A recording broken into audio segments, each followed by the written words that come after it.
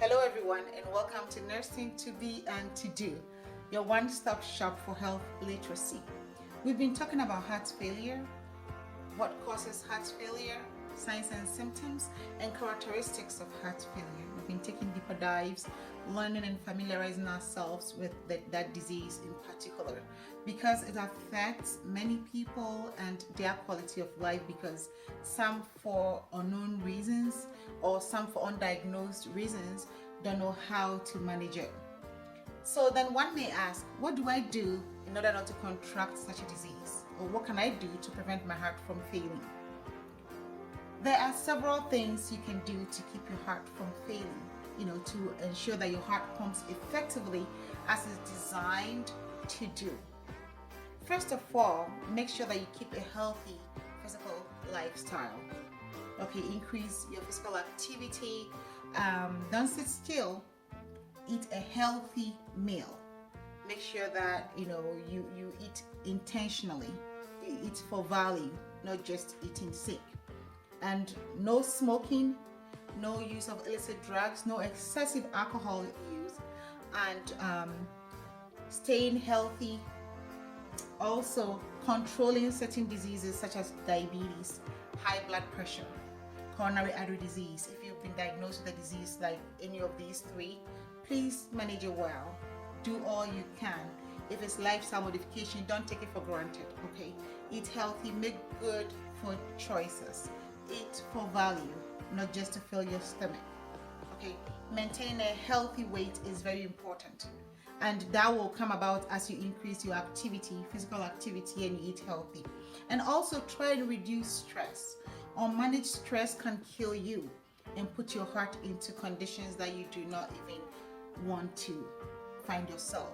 So make sure that you maintain a healthy life stress balance. Try not to be overwhelmed with stress, because at the end of the day, all that we're stressing for, we're not going to take it with us when we die. So make sure that you reduce your stress level very, very much. It's very important. We have something called metabolic syndrome. It's a big deal when you have it, and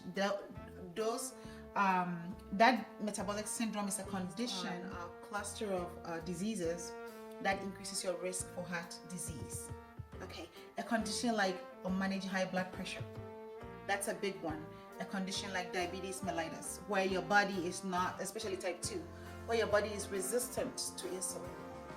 And that brings us to talk about looking at body circumference regarding your abdomen, your belly.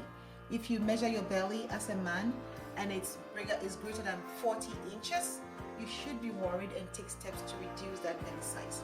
If you're a woman and you measure around your belly, the circumference of your belly is greater than 35 inches, you should be worried and also try to decrease that, because it's been researched that when your circumference, if you're a woman, is greater than 35, your abdominal circumference, and if you're a male, is greater than 40 inches, you develop a resistance to insulin.